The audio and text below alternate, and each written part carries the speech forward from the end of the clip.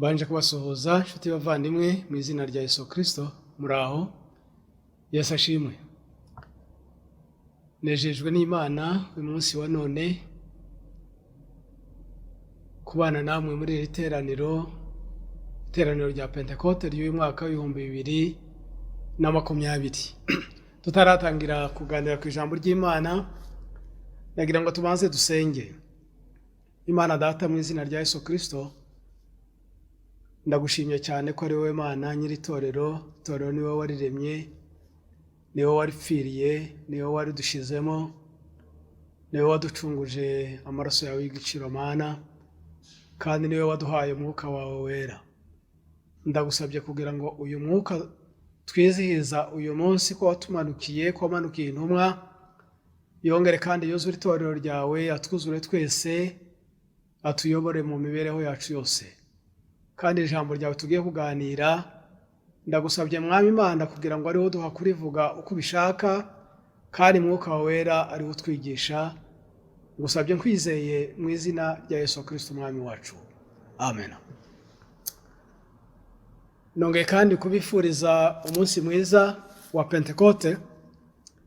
Tugiye kuganira ijambo ry'Imana. Reka dusome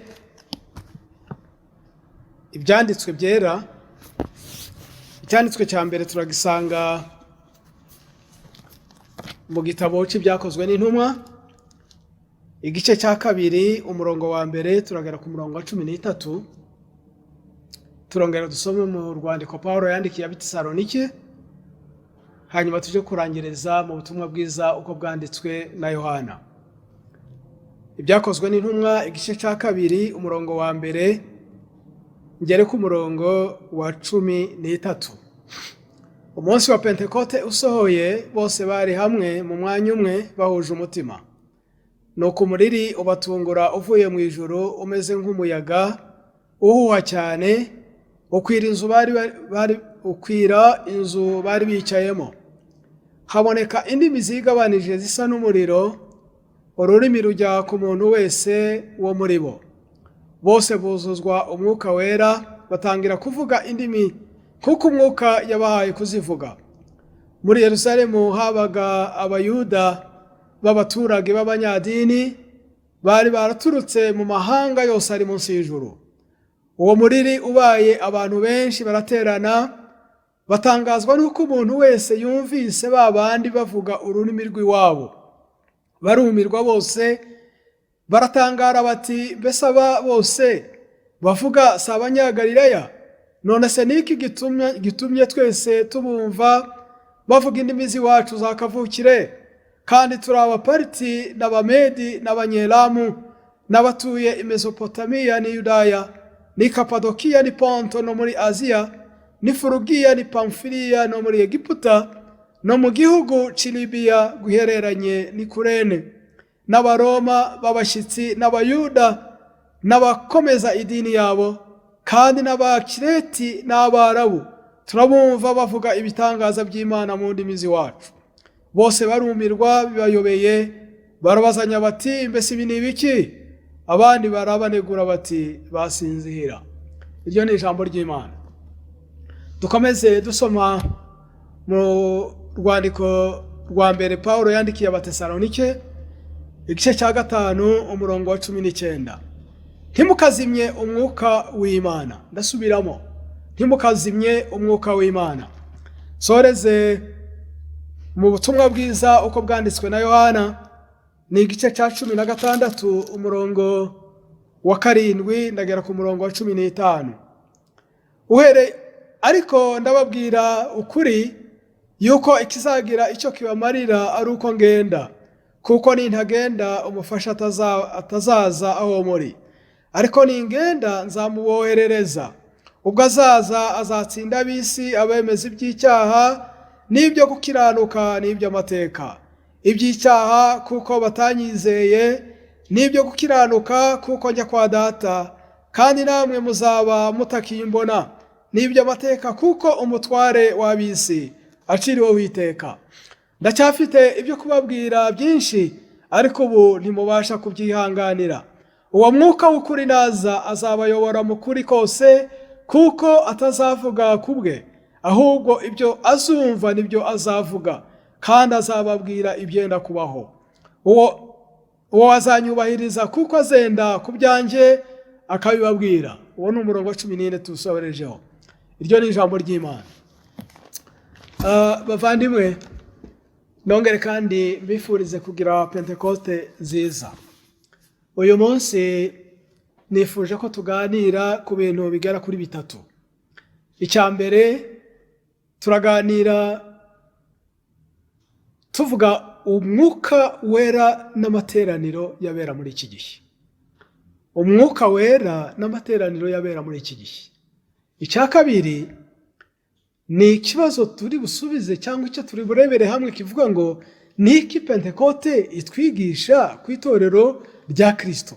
Niki Pentekote itwigisha ku itorero rya Kristo. Hanyuma icyanyuma ni inama ijambo ry'Imana ritugira kugira ngo Umwuka Wera akomeza abe muri twe. Umwuka Wera twizihiza uyu munsi yaraje, aba mu muntu, ashobora kuba mu muntu, ashobora guturamo, ariko ashobora no kuvamo. Inama ya nyuma turi bwige ni iyi ngiyi, niki ijambo ry'Imana, ni iyihe nama ijambo ry'Imana ritugira kugira ngo Umwuka Wera akomeze abe muri twe. Reka duhere ku cyambere. Icyambere ni iki nari mvuze ngo Umwuka Wera n'amateraniro yabera.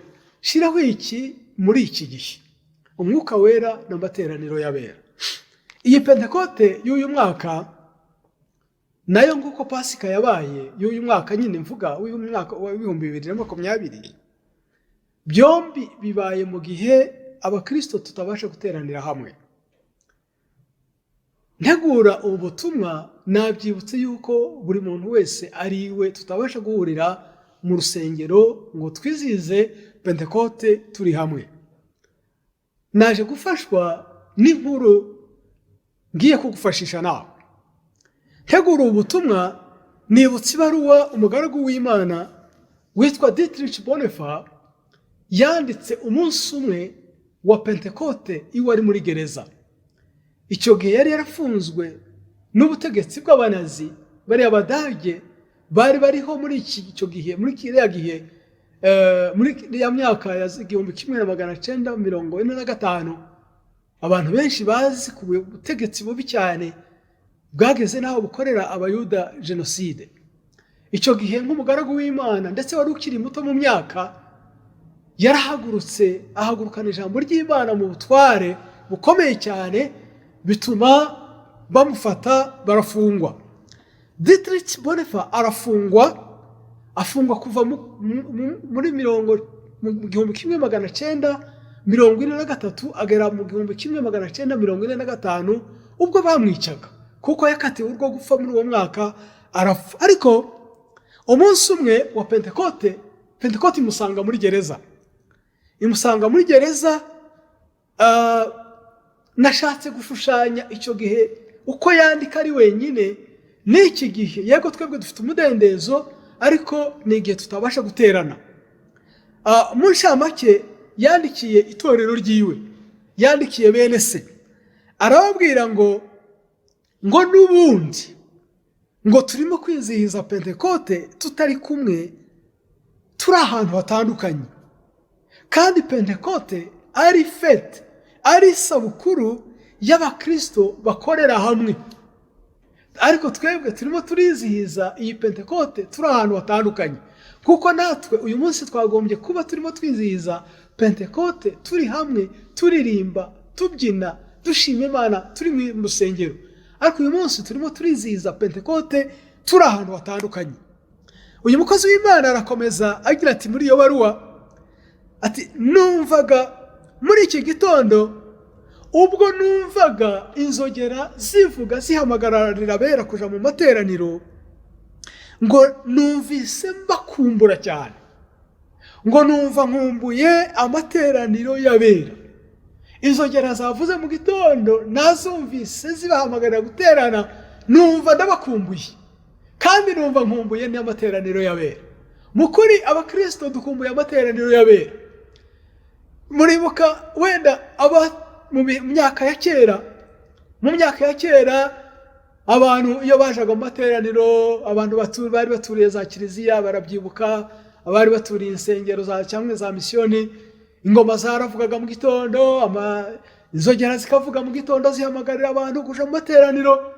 Mbivuga abantu benshi babayeho muri myaka ishize, abakristo bakuze bashobora kubyumva, bashobora no kwibuka n'indirimbo ya 306 mu gitabo cyo gushimisha Imana. Iyo ndirimbo iravuga ngo twishimira umunsi w'Imana tubonamo ibyishimo. Igitero cya kane kikavuga ngo none ngo ingoma nyinshi zavuze ngo guhamagara abayo ngo bateranire gufungura ifunguro ry'Imana. None ingoma nyinshi, ubwo baririmbaga ibyishimo byo ku Cyumweru, ngo uyu munsi ingoma nyinshi zavuze ngo zihamagarira abera b'Imana ngo nimuze dusangire ifunguro ry'Imana, ariryo jambo ry'Imana. Uyu mugaragu w'Imana ndimo kubabwira Bonefa arakomeza yandika muri urwo rwandiko avuga ati ngo ubwo inzogera zavugaga kazumva ngo numvise mbakumbura cyane, ngo nkumbura amateraniro y'abera, arahatinda cyane, ngo ndi muri ibyo byo kubakumbura no gukumbura amateraniro ngo kandi ndashobora kuyageramo, ngo nibutse kandi numva nkunze icyanditswe kera, icyanditswe cyane mu byahishuwe igice cya mbere umurongo wa 9 ku murongo wa 10, aho Yohana avuga ngo ijambo ry'Imana ryahishuriwe Yohana rivuga ngo ngewe Yohana mwene so musangiye amakuba n'ubwaha no kwihangana biri muri Yesu, nari ku kirwa cyitwa Patimo bampora ijambo ry'Imana no guhamya kwa Yesu. Ku munsi w'Umwami wacu narindi mu mwuka, inyuma yanjye numva ijwi rirenga ry'impanda rivuga riti icyo ubona ucyandike mu gitabo ucyohereza amatorero arindwi. Bonifa arakomeza ati muri icyo gihe ndi kumva iyo nkuru, iryo jambo, iyo nkuru nziza muri icyo cyanditswe ngo nkomeza amateraniro yanjye nyine, nkomeza amateraniro yanjye nyine, ngo nanjye njya mu mwuka, amateraniro ngo mbera meza cyane, ngo mu buryo ibyo byishimo byandenze mbabona turi kumwe. Ubwo ariko arandikira abera, itorero ry'abera, itorero ryiwe, arababwira ngo narenzwe n'ibyishimo, ndi muri ibyo byishimo bya Mwuka Wera, ahubwo nanjye ntangira kubabona muri imbere yanjye, ngo numva ntari njyenyine, ngo namwe mutari kure yanjye, ngo ahubwo aho narindi ngo namwe niho mwari muri. Izina ry'Imana nihabwe icyubahiro. Mbona abera mwese muri kumwe nanjye, ngo nibuka ijambo rivuga ngo n'indirimbo ivuga ngo twese ngo turi itsinda ry'umwuka. Haleluya! Twese turi itsinda ry'umwuka, turi itsinda rishobora guteranira mu mwuka. Umwuka Wera w'Imana twahawe bavandimwe umunsi wa Pentekote aratangaje cyane, aratangaje mu buryo twebwe tudashobora kubyumva. Nubwo tutaba duteraniye hamwe nk'uko tudateranye uyu munsi mu buryo bw'umubiri, ariko Umwuka w'Imana abasha guteranyiriza abera bose hamwe mu buryo bw'umwuka. Yewe ntateranya gusa abitorero riri lokale ngo ateranye mwebwe gusa basengera mu rusengero rumwe, ahubwo Umwuka w'Imana abasha guteranya abera bose bo mu isi akabahuriza hamwe mu munezero w'abana b'Imana, tugaterana n'abera bose.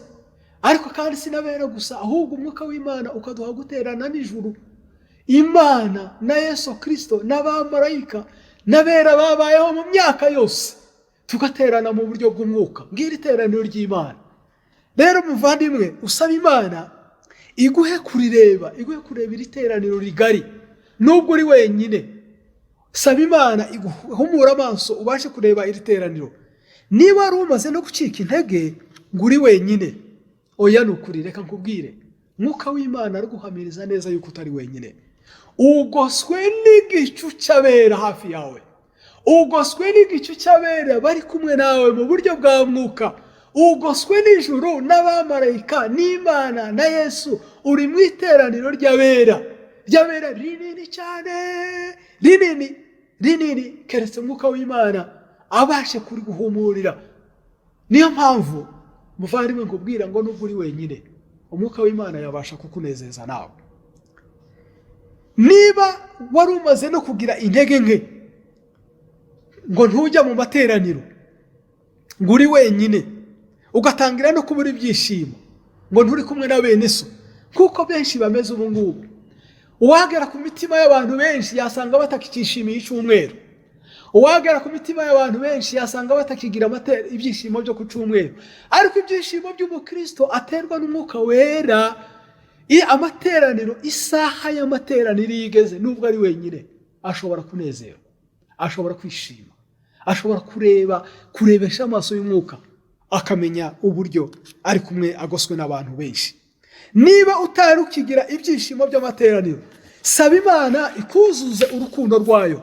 Niba wari umaze gusubira inyuma nk'amasezerano, ukibagirwa n'amasezerano yawe, yewe ukaba usigaye wiryamira, ukaba usigaye na Bibiliya utakiyisoma, ni ukuri nagira ngo nkwibutse. Ni nayo mpamvu nasomye nakubwiye inkuru y'uyu mugabo, kubwira nariya jambo, ushobora kujya mu mwuka no guterana n'abera nubwo utaje mu materaniro. Umuririmbyi w'indirimbo ya 317 mu gushimisha Imana, igitero cya 2, aravuga ngo yemwe bakundwa na Yesu, yemwe abakundwa na Yesu, nanone ngo nimwongere muvugire hamwe, muvuge mwese imbere ye ibyo mwasezeranye. Iri jambo rirakomeye, iyi ndirimbo irakomeye cyane muri iki gice, ngo nimwongere kandi muvuge ibyo mwasezeranye. Niba wasezeranye kuzajya ujya mu materaniro y'Imana, uyajyamo nubwo uri wenyine. Ndashima Imana muri ibi bihe, wenda mbibabwire nk'ubuhamya. Ndashima Imana cyane muri ibi bihe yuko mu mutima wanjye isaha y'amateraniro uko nayitangiraga ariko nyitangira, kandi niko nyisoza, kandi nawe niko ngusaba kugira ngo ariko dukomezanya. Niba wumva ko utangiye kubagirwa n'amasezerano, ongera usaba Imana ngo nimwongere kumva ko urukundo, niwongera kumva ko urukundo rw'amateraniro, urukundo rw'abantu rwatubye, mumwingingisha imitima ngo yemera kubuzuza. Iyo ni izina ry'Imana rivuga, niko ijambo ry'Imana ritubwira, niko uwo muririmbyi avuga. Nubona ko Mwuka w'Imana atakikunezeza mu materaniro ya wenyine, ongera umusabe arakuzuza. Icya kabiri numva ko tuganira uyu munsi wa Pentekote ni iki ngiki. Niki Pentekote itwigisha ku iteraniro, ku itorero rya Kristo. Niki Pentekote itwigisha ku itorero rya Kristo. Umunsi wa Pentekote nibwo itorero ryatangiye, nibwo ryavutse. Mbese mu yandi magambo, mu rurimi rwa none dushobora kuvuga ko umunsi wa Pentekote ari anniversaire y'itorero. Uko ushobora kwibuka umunsi wavutse, niko itorero iyo rigeze ku munsi wa Pentekote ryibuka ko ryavutse, kuko itorero ryavutse uyu munsi wa Pentekote. Uyu munsi wa Pentekote niyo mpamvu utubera ibyishimo, ukabera abakristo bose ibyishimo. Iyo Pentekote itabaho, nta torero riba rihari. Uko umuntu adashobora kuba hataravutse, niko n'itorero ridashobora kubaho, ritashoboraga kubaho iyo Pentekote itajya kubaho. Yewe nta kwizera kuba guhari iyo Pentekote itabaho, nta kuvuka ubwa kabiri kuba guhari iyo Pentekote itabaho, nta butumwa bwiza buba buhari iyo Pentekote itabaho, nta bukristo buba buri mu isi iyo Pentekote itajya kubaho, nta sezerano rishya riba rihari iyo Pentekote itajya kubiriho, nta n'ubwami bw'Imana tuba dutegereje iyo Pentekote itajya kubaho. Urumva ko izo ari impamvu zituma tunezerwa tukishimira uyu munsi. Ikindi dushobora kumenya kuri Pentekote ni uburyo bukomeye, uburyo bw'imbaraga Umwuka w'Imana yamanukiyemo intumwa. Ibuka cya gice twasomye mu byakozwe n'intumwa. Umwuka Wera ubwo wamanukiraga intumwa, wamanukanye imbaraga z'Imana ihoraho, imbaraga zirenze uko abantu bashobora kuzibwira, imbaraga zirenze ibyo abantu bashobora gutekereza, imbaraga zidashobora kugereranywa na za mbaraga zari zitwikiriye isi. Ubwo isi yari kiri ubwo nta kintu na kimwe cyari kirabaho. Iyo dusomye mu Itangiriro igice cya 1 umurongo wa 1 n'uwa 2, dusoma ko isi ibintu byose bikiri umwijima, ngo Mwuka w'Imana yaratwikiriye amazi. Ariko muri iki gihe imbaraga zimanutse, ni wa mwuka ari kumanuka imbaraga zikomeye. Tugomba kwibaza ngo ese kuki wamanukanye imbaraga?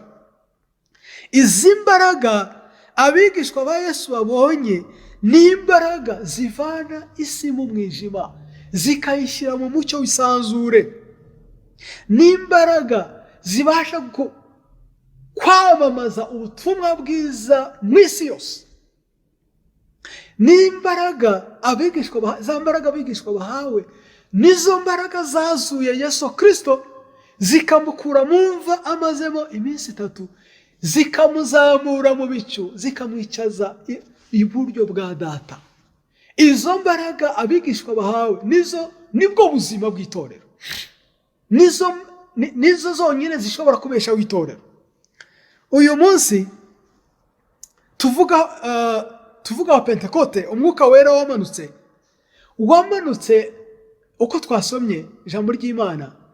Izi mbaraga zamanutse, abayuda benshi bari bateraniye i Yerusalemu. Iyo usomye nta n'umubare batubwira, ariko ijambo ry'Imana yatubwira ngo hari abantu benshi i Yerusalemu ngo bavuye ngo mu bihugu byose byo munsi y'ijuru, amahanga yose ngo atuye munsi y'ijuru.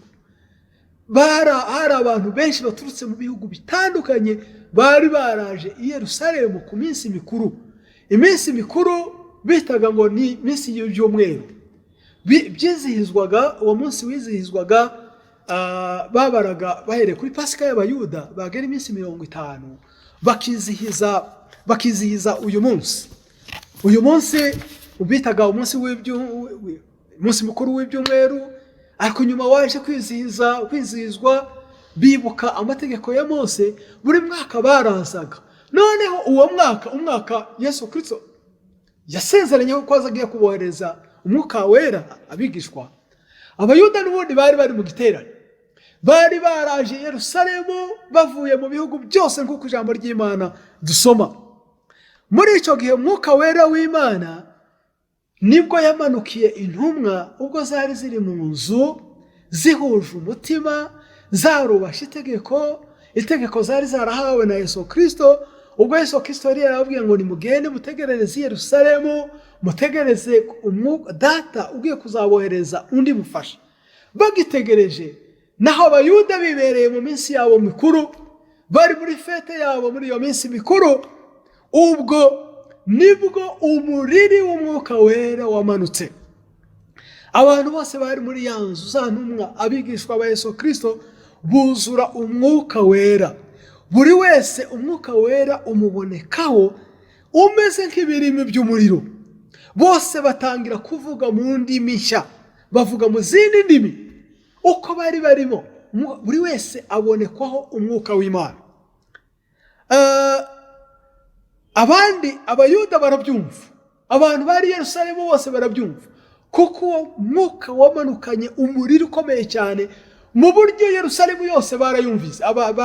Bumvise uwo muriri, birukira kuri ya nzu harimo harabera icyo gikorwa cy'Umwuka Wera. Baraza ari abantu benshi, niko ijambo ry'Imana ryatubwiye. Baza baratangara. Nagira ngo muri izi mbaraga z'Umwuka Wera turebemo ibintu bitatu. Mu kumanuka k'Umwuka Wera, icya mbere twigamo uburyo itorero ryatangiye. Reka nsubiremo, ukumanuka mu buryo bw'imbaraga dukuramo isomo rya mbere ritubwira uburyo itorero ryatangiye. Ryatangiye gute? Itorero ry'Imana ryatangijwe n'imbaraga zikomeye z'Imana yonyine ubwayo. Ntabwo ari umuntu wazitangije, ni itorero ryatangiwe n'imbaraga z'Imana yonyine ubwayo. Icya kabiri, Umwuka Wera ntiwawubuza, ntiwawuhagarika. Iryo ngiryo somo ndimo ndasubiza ikibazo ngo kuki Umwuka Wera yaje ari ufite imbaraga. Impamvu ni iyi, ni ukutwereka yuko Umwuka Wera w'Imana nta mwana w'umuntu ushobora kuwubuza, nta mwana w'umuntu ushobora kuwuhagarika. Ni imbaraga z'Imana umuntu uwo ari we wese adashobora kuburizamo ngo aziyobore uko ashaka no mu buryo ashaka. Haleluya! Imbaraga z'Imana yonyine zirenze imbaraga z'umuntu. Umuntu adashobora gucisha aha, umuntu adashobora guhagarika, umuntu adashobora kuburizamo, umuntu adashobora kurwanya. kubera iki? Kuko ari imbaraga z'Imana ubwayo. Kubera iki udashobora guhagarika umwuka wera? Ni ikibazo wenda nshobora kubaza. Kubera iki udashobora guhagarika umwuka wera? Nuko igihe cyose umwuka wera aza ari igitangaza kirenze ibyo twibwira n'ibyo dutekereza. Umwuka wera igihe cyose aza arenze ibyo twibwira n'ibyo dutekereza, mu nzira z'umwuka, mu nzira z'Imana zitari inzira z'abantu. Ntiwafata umwuka wera. Imbaraga zawe n'imbaraga zanjye n'imbaraga z'abisi ntizishobora gufata umwuka wera. Ufite imbaraga. Umwuka wera azahora agutangaza, azahora ntangaza, azahora dutangaza igihe cyose tuzaba tukiriho. Uko abo bayuda batangaye uwo munsi bakumirwa n'imbaraga n'imirimo y'umwuka wera, uhora ari ibitangaza bya buri munsi. Umwuka wera iyo amanutse akora mu buryo abantu badatekereza, ugakoresha n'abo abantu badatekereza. Ntabwo kugisha inama, ntabwo ugisha abajyanama inama, ukora mu buryo abantu badatekereza, ugakoresha n'abantu badatekereza. Ibuka ijambo bariya abayuda bibaje, bari baje kureba, baravuze ngo ariko ngo abasaba abanyagalilaya, aba bose turimo twumva asaba abanyagalilaya, ariko turimo turabumva bavuga ibitangaza by'Imana. Mwuka wera w'Imana afite inzira zirenze ibyo twebwe dushobora kuvuga. Nta muntu n'umwe watekereje mukuri wenda watekereje yuko agatsinda k'intumwa, agatsinda kabigishwa, yewe kagizwe n'abanyantege nke, kagizwe na ba Petero bihakanye Imana, kagizwe n'abigishwa bananiwe bagahunga kare, kagizwe n'abanyantege nke b'abanyagalilaya, nta watekereje yuko uwo munsi nibamara kuzura umwuka w'Imana bahagarara mu mbaraga bakabasha guhamiriza abayuda bari aho ngaho, bakababwira ukuri kw'ijambo ry'Imana. Ikindi cya gatatu twiga muri izi mbaraga z'Imana nuko umwuka wera uburyo tumanukira butwereka ko itorero ari irya Kristo, ntabwo ari iry'umuntu. Abantu tugira imbaraga nkeya, ntabwo dufite imbaraga z'Imana. Kuba umwuka w'Imana yaramanutse akamanukana imbaraga ni icyigisho kitwereka ko umwuka cyangwa itorero umwuka atangije ni itorero rya Kristo, ntabwo ari itorero ry'umuntu, ntabwo ari organisation, ntabwo ari ONG y'umuntu, ntabwo itorero ari iry'inama, ntabwo ari irya sinode, ntabwo ari irya institution. Itorero abantu benshi bakunda kwitiranya, tukavuga ngo iri ni itorero ryacu, iri torero ryo kwa runaka, itorero ryacu. Ubwo ni ubuyobe busa, ahubwo ni itorero rya Kristo yadushizemo, ryatangijwe n'imbaraga. Kuba Imana yaratangije itorero n'umwuka wera ni ukugira ngo Imana itubwire ngo mujye mutinya, itorero si iryanyu, itorero ni iry'Imana nyir'imbaraga. Twebwe twagiriwe umugisha gusa wo kuribamo nk'urugiko, ariko ntabwo ari twebwe bene itorero. Itorero rya Kristo niwe wenyine waritangije, ntabwo ari umwana w'umuntu waritangije. Nta muntu watangiye itorero ngo ribe proje yiwe, ngo ribe ryarabaye igitekerezo cyiwe, yewe ntiryaremwe n'umuntu. Ejo hatagira abaryiyitirira kuko nari maze kuvuga, itorero ntabwo ryaje gukorera umuntu. Ibyo nabyo tubyumva, tutazagira ngo itorero ririho ku bwacu ngo ridukorere, ahubwo twebwe turi urugingo rukorera itorero. Ntabwo ari umutungo w'abantu, abantu bahinduye itorero nk'imitungo yabo, ariko mukuri reka mbabwize umwuka w'Imana, itorero ntabwo ari umutungo w'abantu,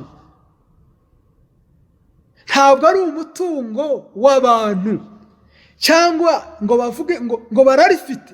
Nta torero ufite, itorero rifitwe n'amaboko y'Imana akomeye cyane. Itorero ni igitangaza cyihariye cy'Imana.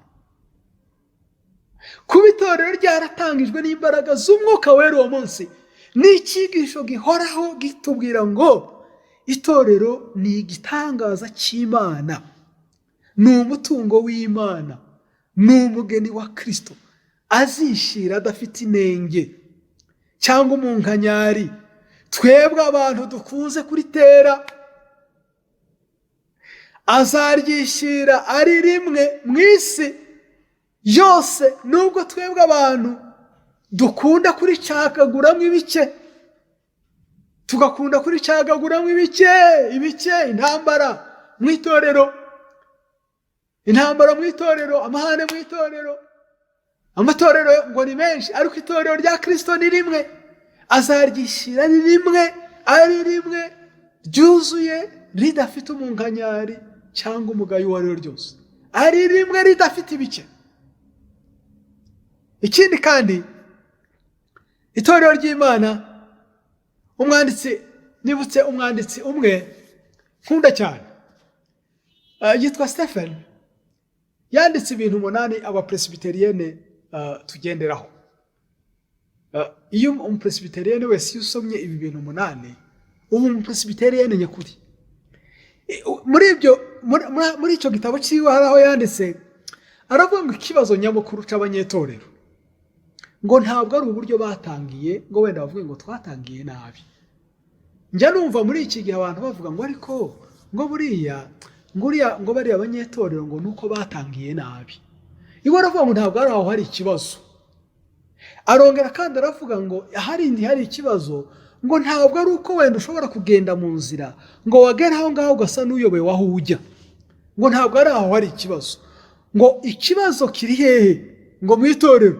Ngo ikibazo ngo kiri ahantu ngo umuntu ngo agera, cyangwa se umukristo agera ngo aho ahagarika kumva icyo ijwi rya nyir'itorero rivuga, agakomeza kwiyobora wenyine. Fasubire, ngo ikibazo ngo kiba ryari, ngo iyo umunyetorero cyangwa abanyetorero ngo bahagaritse kumva ijwi rya nyir'itorero, ngo bagatangira kuyobora itorero nguko bonyine babyumva, batakicumva Umwuka w'Imana ubayobora, ngo ahubwo bakishimira kuyobora bonyine ubwabo. Ngo aho niho hari iki? Ngo aho niho hari ikibazo. Icyitonderwa muri aya magambo yose, itorero ry'Imana ryatangiye muri izo mbaraga no muri ubwo buryo, ntiryashiraho, ntirishobora gushyiraho. Itorero ry'Imana ryatangiye, Kristo azaza asanga aho itorero ry'Imana rihagaze kandi ari rizima, nubwo ridashobora gushyiraho. Ahangaha wenda ndasa nutangiye ikindi gice. Nubwo itorero ry'Imana ridashobora gushyiraho nk'uko nari mbivuze, kubera ko ryatangijwe na Mwuka Wera, arizo mbaraga z'Imana, iri torero ry'Imana rihura n'intambara. Tirizashyiraho, ariko rihura n'intambara. N'abera b'Imana bahura n'intambara. Rimwe na rimwe risa n'ubwato buri mu nyanja, rigateraganwa n'imiraba ikarikubita hirya no hino. Itorero rishobora kugera aho ngaho, aho riba rigeze mu nyanja irimo umuyaga mwinshi, ubundi rigasa n'iriri mu rugendo rwo mu butayu, rikabura amazi, rishobora guhura no kugira umwuma. Birashoboka iyo Umwuka w'Imana abantu bamwirengagije, dushobora kugendera mu butayu. Birashoboka kandi yuko mu rugendo rw'umukristo cyangwa mu rugendo rw'itorero ushobora kugenda ugasanga puroni mu nzira, ba puroni bakitambika mu nzira y'itorero, ba puroni bakitambika mu nzira y'abagenzi baje i Siyoni, ba puroni bakitambika mu rugendo rw'abakristo, nka kwa kundi Apoloni yigeze kwitambika mu nzira mu Kristo yaragezemo, agatanda amababa yiwe ashaka ko mu Kristo adatambuka. Icyo gihe umudayimoni ashobora guhagarara imbere, ariko ndakubwira ngo nta kizahagarika itorero gukomeza. Nubwo imiyaga, ubutayu, dayimoni zose na satani zahagarara, zikahagarara imbere y'itorero, nyiri itorero ufite imbaraga waritangije, afite imbaraga zo kuriyobora, afite imbaraga zo kurishorera, afite imbaraga zo kuriyobora akarishorera mu kuri no mu mbaraga z'Imana. Itorero ry'Imana rikazagarikana ni yo mu ijuru. Izina ry'Imana nirihabwa icyubahiro. iyo itorero rifite umwuka wera ribaho. Ahangaha ndavuga wenda itorero nka congregation, ndavuga itorero k'itsinda ry'abantu bahuriye hamwe, ntabwo mvuga itorero ryo ku isi yose. Iyo itorero runaka rifite umwuka w'Imana ribaho, ariko rya torero iyo rigiye kwibagirwa umwuka w'Imana rireka kubaho. Nongere mbivuge, ntabwo mvuga itorero ryo mu isi, ndavuga congregation runaka, itorero runaka iri twita amazina. N'umuntu nawe nuko ameze, umuntu ufite umwuka w'Imana ubugingo bwiwe bubaho, ariko umuntu wataye umwuka w'Imana ubugingo bwiwe burapfa. Uyu mwuka w'Imana niwe ugize ibintu byose byaremwe. Murabizi bavandimwe yuko ntabwo nshobora kuvuga ngo ntandukanye umuntu n'ibyaremwe, kuko biranezeza cyane. Mwuka w'Imana uba muri twe ukaba no mu byo yaremye, kuko isomye ijambo Zaburi 104, ijambo ry'Imana ritubwira ngo wohereza mwuka wawe ibyo waremwe ngo bikaremwa, ngo ubutaka ngo busubizamo ubugingo bushya. Umwuka w'Imana ariwe utubeshejeho, umwuka w'Imana ariwe ubeshejeho ibyo tubona byose. Kandi uyu mwuka wera w'Imana uba muri twe niwe urinda itorero rya Kristo, niwe utugira abakristo, niwe uturwanirira izi ntambara z'urusobe duhura nazo muri ubu buzima, niwe udusabira mu buryo Imana ishaka, kuko twebwe tutazi gusenga uko bikwiriye. Umwuka w'Imana nibwo buzima. Niyo ndimo ndasubira muri ayo magambo nshuti yanyu nyumva, kugira ngo uje kumva n'ijambo ndibusorezeho. Umwuka w'Imana utazigera ukora ikosa ryo kumubura n'umunsi n'umwe. Uyu mwuka w'Imana niwe udusengera, agatuma natwe dutaka tuti Aba, Data. Tutamufite ntabwo wavuga iryo jwi, tutamufite ntabwo wabasha guhamagara Imana ngo Data. Uyu mwuka w'Imana yaturimo aradusengera, ariko natwe akadusunika, akadutera gutaka tuti Aba, Data. Uyu mwuka w'Imana dufite niwe uduhamiriza neza ko turi abana b'Imana. Iyo utamufite ntacakubwira yuko uri umwana w'Imana. Umwuka w'Imana uduhishurira ko turi abanyabyaha, ukadutera kwihana. Reka mbabwire bavandimwe, burya umukristo utihana ntaragahabwa umwuka wera. Hari abakristo benshi batajya bihana, hari abakristo benshi babana n'ibyaha, hari abakristo benshi bagira isoni, hari abakristo benshi batinya kwihana, ariko hariho n'abakristo benshi bakora icyaha bakibera mu mahoro. Bibiliya iratubwira iti ubwo uwo mwuka azaza azatsinda ab'isi, abemeza iby'icyaha n'ibyo gukiranuka n'iby'amateka. Umwuka w'Imana ikintu cya mbere yaje muri wowe abanza kukwemeza icyaha. Ikimenyetso kimwe kizakubwira umuntu udafite umwuka wera w'Imana, reka ngikubwire. Hari ibintu byinshi bizakubwira yuko umuntu adafite umwuka w'Imana, ariko ikimenyetso kimwe cyoroshye kumenya ni iki ngiki: umuntu udafite umwuka wera w'Imana ntajya yihana, ntiyihana. Acumura kuri mugenzi we agakomeza kwiberaho, acumura ku bana agakomeza kwiberaho. Ngiki kimenyetso gifatika. Nubona umuntu yagucumuyeho, nubona umuntu yacumuye kuri mugenzi we akaryama agasinzira, nta mwuka w'Imana umurimo. Mwuka w'Imana ntashobora kuguha amahoro wacumuye kuri mugenzi wawe utaramwegera. Mwuka w'Imana ntashobora kuguha amahoro ngo uryame usinzire, urye uhage, ugende umare igihe utaraza kubwira umuntu ati mwene data kwikubisa imbere nagucumuyeho, Mana kwikubisa imbere nagucumuyeho. Umuntu wahawe umwuka w'Imana aroroshye muri we, ahora yihana. Niba si ijambo Luteri yaravuze ngo twebwe abakristo ngo turi abanyabyaha, ngo ariko kandi turi abanyabyaha bahora bihana. uyu muntu wahawe umwuka w'Imana ikimuha amahoro cyonyine ni igihe amaze kwihana icyaha. Umwuka w'Imana iyo turimo ntaguha amahoro, akuraza udasinziriye iyo wacumuye. Ntugatangare rero nubona umuntu atihana, ntugatangare uwo nguwo nta mwuka w'Imana ukimubamo, kuko umwuka w'Imana ntashobora kuguha amahoro ataraguhuza n'Imana.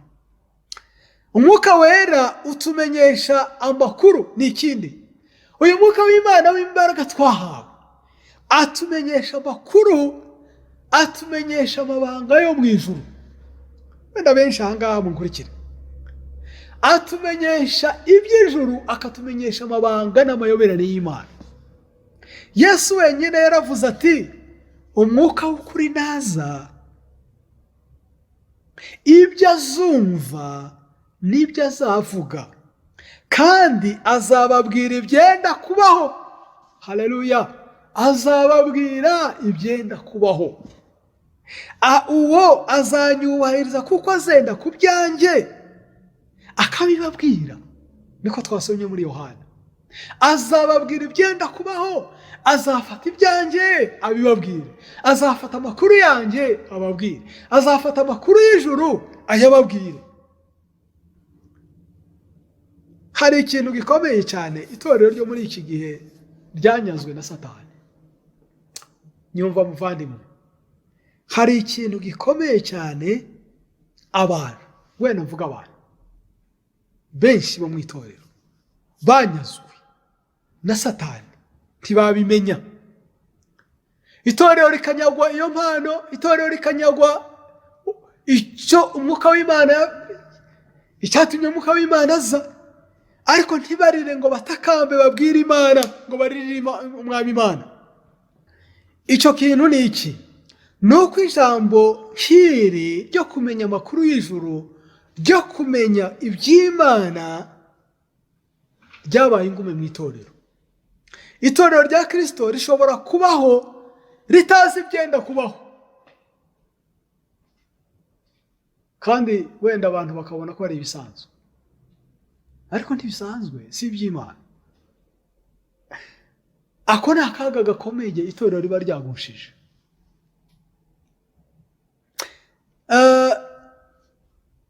Ntabwo byoroshye, ariko ndagira ngo mbikubwire gutyo. Ndagira ngo soreze ku nama Pawulo atugira kuri uyu mwuka wera uri muri twe. Kuko twasomye mu rwandiko yandikiye Abatesalonike, iyi nama ndagira ngo unyumve kandi uyihe agaciro. Pawulo hari inama tugira kugira ngo uyu mwuka w'Imana akomeze abe muri twebwe, akomeze abe mu itorero ry'Imana. Ni umurongo mugufi twasomye ariko ukomeye. Pawulo aravuga ngo ntimukazimye umwuka w'Imana. Ntimukazimye umwuka w'Imana. Wa mwuka w'Imana waje ukaja kuri buri muntu wese usa n'ibirimi by'umuriro. Pawulo harahabona uwo muriro w'imbaraga ushobora kuzima. Haraho Pawulo abona yuko umuntu ashobora gufata icyo ajimisha uwo muriro bigakunda ko uwo muriro uzima. Pawulo rero atugira inama, aravuga ngo itorero ry'Imana, ngo ntimukazimye umwuka w'Imana. Tegura ubutumwa, uyu murongo wabaye nk'uwibanze numvaga Imana ishize ku mutima wanjye muri iyi Pentekote y'uyu mwaka. Numvaga wonyine nawusoma akaba ariho tunaganiraho, ukaba wibanze muri iyi Pentekote. Ngusabe wowe unyumva uyu munsi uwutekerezeho kandi wumvire umwuka w'Imana ukubwira ngo ntimukazimye umwuka w'Imana. Cyangwa reka nshire kuri wowe gusa no kuri njye, ntukazimye umwuka w'Imana. Ni inama ariko ni itegeko. Hari wa mwuka w'Imana tumaze kwiga woherejwe n'Imana mu buryo bw'imbaraga zitangaje, itorero rigatangira, uwo mwuka ukaba utuye muri twebwe, uyobora abakristo, uyobora umukristo ukamuhindura icyaremwe gishya, uwawuhawe yawemerera kumuturamo. Subiremo, uwahawe uyu mwuka yawemerera kumuturamo, ariko kandi yanawuzimya. Pawulo abwira Abanyatesalonike ati ntimukazimye umwuka w'Imana. Hari ibintu byinshi, ibi byo wenda simbivuga byose, ariko ndababwira ibintu bimwe. Hari ibintu byinshi umuntu ashobora gukora byatuma umwuka w'Imana umurimo uzima. Ngiye kukubwira bimwe. Ibintu byinshi cyane washobora gukora ukazimya umwuka w'Imana. Mvuge gusa bimwe muri byo Pawulo avuga byatumye agira Abanyatesalonike inama. Nasomye uriya murongo, ariko nuje kuwusoma wowe uhere ku murongo wa 14 ugere ku murongo wa 20. Hariho ibintu Pawulo yagiye avuga bisa nkaho ari list, bisa nkaho ari urutonde. Kubikora cyangwa kubirengaho ni ukuzimya umwuka w'Imana. Reka mbivuge gusa mu magambo make, hanyuma dusenge. Icyambere gishobora gutuma uzimya umwuka w'Imana ni iki? Abantu batazi, Pawulo yabwiye Abanyatesalonike, yarababwiye ngo kwica gahunda bizimya umwuka wera. Ntiwari ubizi ngo ntimukice gahunda, ntimukifatanye n'abica gahunda. Kwica gahunda iyo ari yo yose nziza ni ukuzimya umwuka wera. Ibyo ngibyo wenda mushobora kubona byoroheje, ariko Pawulo niko avuga. Kuko uriya murongo wa 19 wawumva neza usomye imirongo itangira, ukongera kandi ugasoma n'umurongo wa 20 ukurikira. Kwica gahunda, umukristo ufite umwuka w'Imana ntajya yica gahunda nziza. Itorero ry'Imana, tekereza, ariko uzi kwica umwuka w'Imana, kuzimya umwuka w'Imana mu kintu cyoroshe k'icyo ngicyo. Umwuka w'Imana, umukristo uri mu mwuka w'Imana ahorana gahunda, yubaha gahunda, yubaha igihe, yubaha umurimo we, agendera muri gahunda nziza. Icya kabiri kizimya umwuka w'Imana ugasa n'umuriro wasutswemo n'amazi ni iki? Guca abantu intege bizimya umwuka w'Imana. Muzi ko hariho abantu benshi bafite ururimi rw'urucantege, bahora baca abantu intege, badashobora gukomeza abandi. Pawulo abo ngabo nabo aravuga ngo abo ngabo nabo abagira inama ngo ntitugaca abantu intege, ahubwo turi ingingo zifatana mu bumwe, turi ingingo zikomezanya, turi ingingo zishobora kubwira bene se, ubonye aguye ukamubwira ati komera turi kumwe.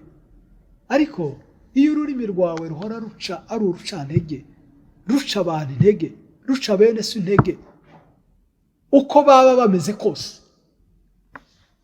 nta mwuka w'Imana ukurimo. Ubu urimo urazigenda uzimya. Buriya abantu benshi ntabwo babizi. Umwuka w'Imana ngiye mu uko mbyumva nuko nizi ijambo ry'Imana tushobora kuzimira rimwe. Ugenda uzana ingeso uyishyira ku yindi, ushyira ku yindi, imbaraga z'umwuka wera zikurimo zikagenda zishira. Icya gatatu ni iki ngiki: kutihangana bizimya umwuka w'Imana.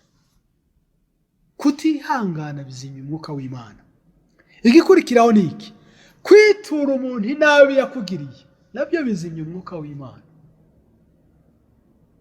Kutishima, kubura ibyishimo mu buzima, ntubitewe n'uburwayi.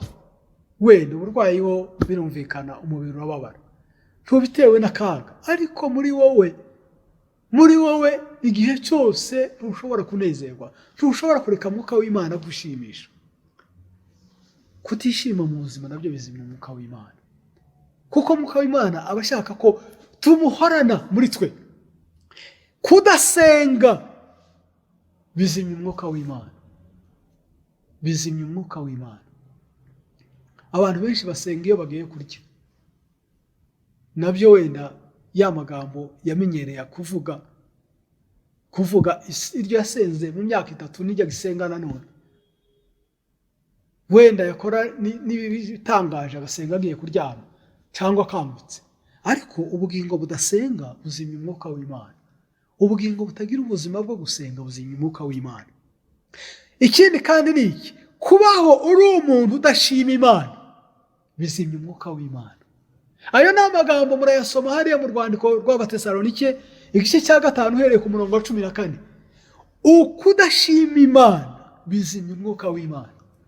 Imana igukoreye igitangaza, Imana iragukanguye, Imana irakwambitse, Imana irakugaburiye, Imana iguhaye gukora, Imana iguhaye amaso, Imana iguhaye amaboko, Imana iguhaye amaguru, Imana iguhaye kubaho, Imana iguhaye mwuka, Imana iguhaye inshuti, Imana irakurinda, Imana iragutabara, Imana igucisha mu nzira, Imana muri byose ukaba indashima.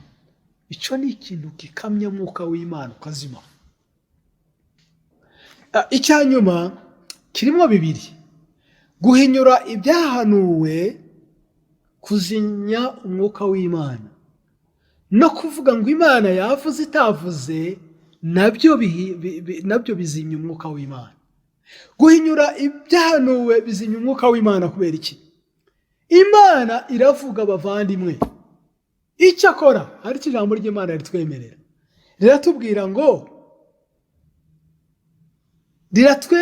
ritwemerera kugenzura ibyahanuwe. Twumve ibyahanuwe, tureke kubinyura, ahubwo tubigenzure, ibitafatika tubireke. Ariko kandi ikindi kizimya umwuka w'Imana abantu bihaye benshi, ni ukuvuga ngo Imana iravuze kandi itavuze.